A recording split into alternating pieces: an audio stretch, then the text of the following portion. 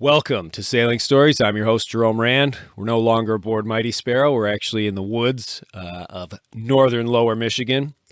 And on that note, I figured today would be a great day to tell the story of the 2019 murders on the Appalachian Trail. Now, before I get into this, it's a little bit graphic going into detail about this, but I'm more going to just shed light on the story and then talk about what I would have done or my own experiences when I came across people that were a little bit odd in 2012 when I hiked the Appalachian Trail. Now, this takes place in 2019 in May, and it's up in Virginia. Now, on the trail each year they call them a class. So this was the class of 2019.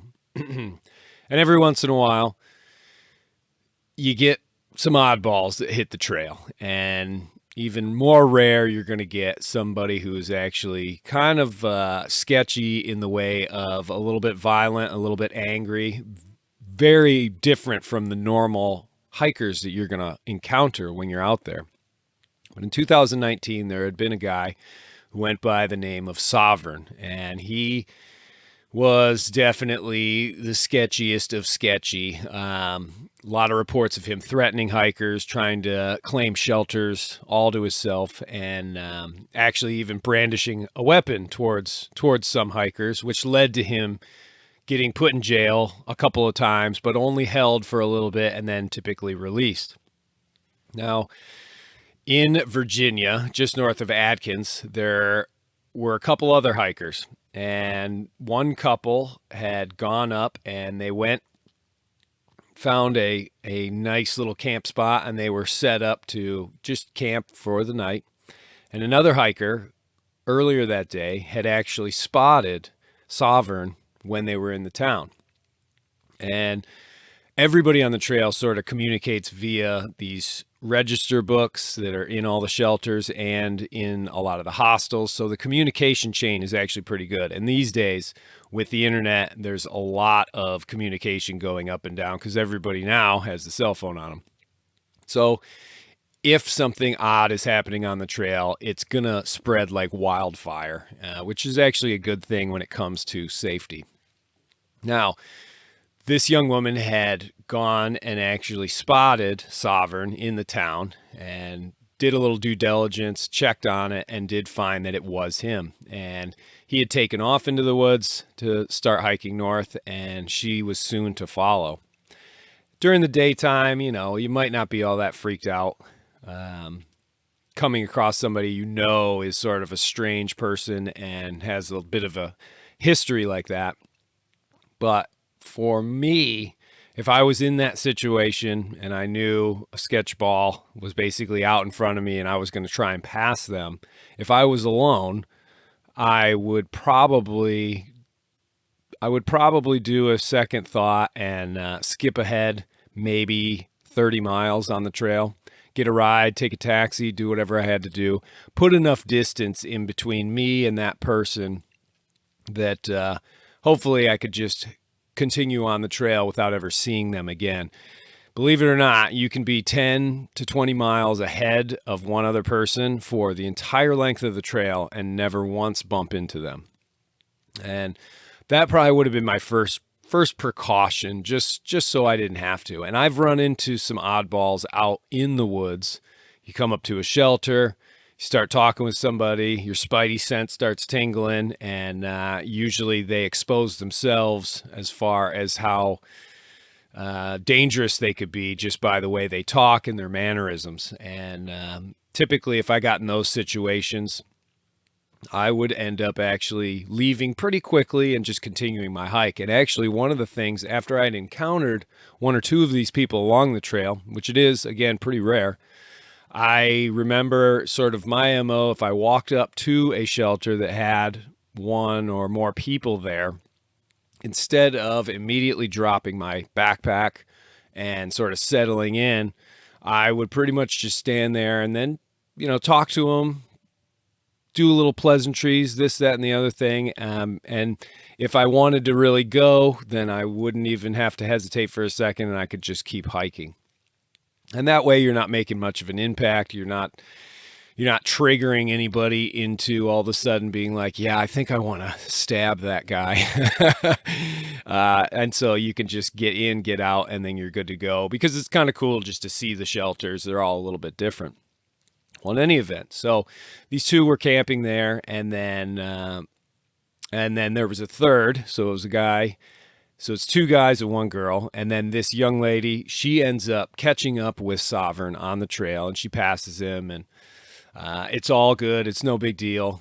So now she's actually in front of this person. And as you're walking, it's one of those things where all AT hikers are typically going to be able to have quite a bit of stamina, and they can just go for miles and miles and miles. So you really have to put the hammer down to be able to make some decent distance on a person, or you just have to continue hiking through into the night.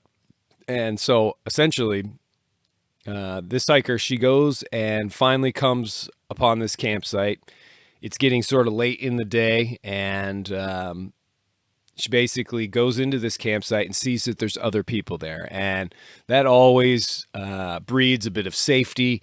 You know, you're sort of like, okay, and these seem to be like regular people, and some of them they just clicked, and so they were all good. And so they decided just to camp there rather than hike through the night, knowing that there is this person back there.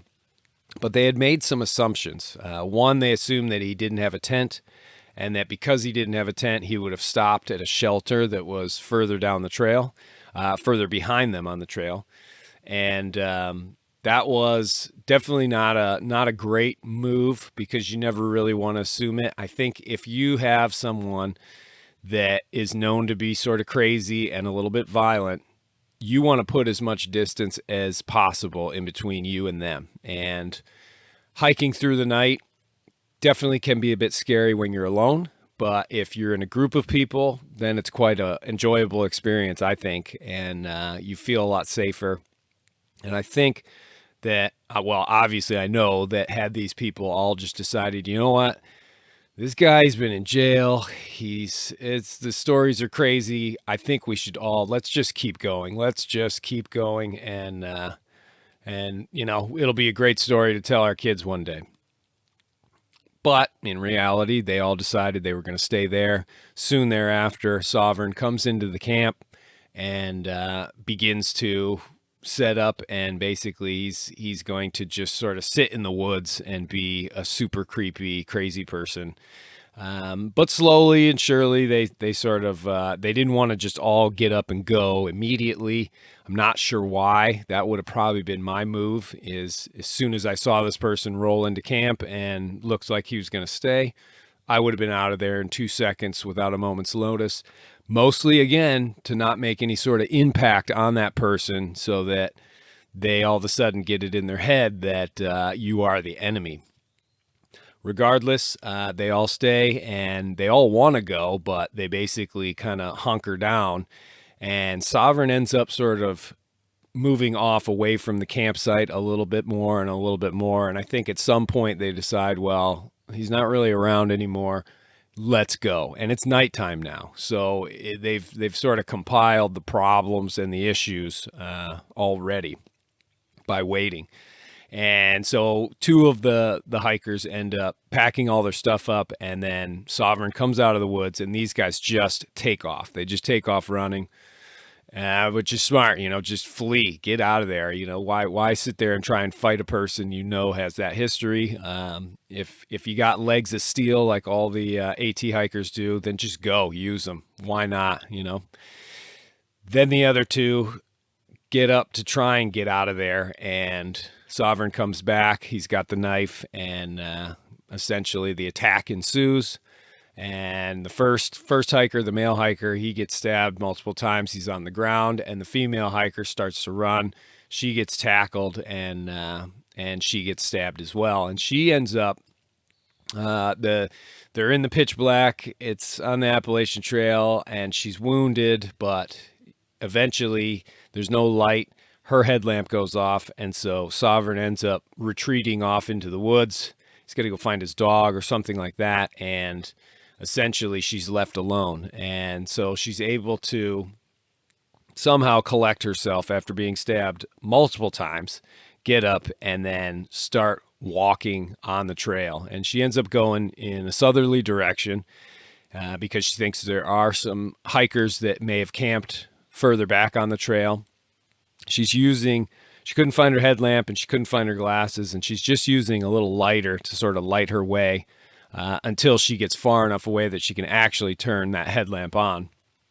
And she ends up running into these people and finding them, waking them up, and they all sort of spring to life, and they get out to the nearest road and they're able to get help. And then eventually, the police come in and they find that the first hiker that was stabbed, he is actually deceased now. And then they end up finding Sovereign and putting him away and going through all the court stuff. And I believe he was eventually found to be not of sane mind and not even able to stand trial. So this was a legitimate sort of crazy person that was out on the trail. And it really is. It's one of those worst nightmare scenarios. It's super rare, but they do happen. And yeah, I think in my mind, the big rule, and I'm sure all these people would agree, is that if you've got a really bad feeling about a person out there, you want to put as much distance, forget about the miles that you're trying to do or the shelter that you're trying to get to or the camping spot or any of that stuff. None of that really matters. You're going to be on that trail for months and months and months to come. So skip a section, do whatever you have to do, but also make sure that you are staying as current as possible for any news about said person, because again, it travels quickly. You can talk to the hostels and you can talk to other hikers and always try and get that information, because it really is, it could save your life at some point. And I do remember one incident when I was hiking with another person and we headed into a shelter, and we get there and we see this guy standing on the picnic table without a shirt on, brandishing this huge walking stick and doing sort of samurai sort of moves with it. And we sort of looked at him and we just needed to get water from the spring. And the guy I was hiking with, Scuba Steve, he had this habit of carrying this machete with him, sort of sticking right out of his pack. So there wasn't a whole lot of fear from he or I as far as being attacked by somebody, especially this guy, because he was kind of small and all that. But we decided sort of, instead of both of us leaving our packs there and heading down to the spring, which was a quarter mile down the trail, I stayed, and then he went down to go pump the water. When he got back, then we took off. But in just those 10-15 minutes of talking with this hiker, I definitely knew that this was a strange person. He had told me a story that all the people from the night before he had been at that shelter for 2 days were really upset with him, and he couldn't figure out why. And he said he had come in at about 11 o'clock at night. They were all sleeping in the shelter, and then he proceeded to do calisthenics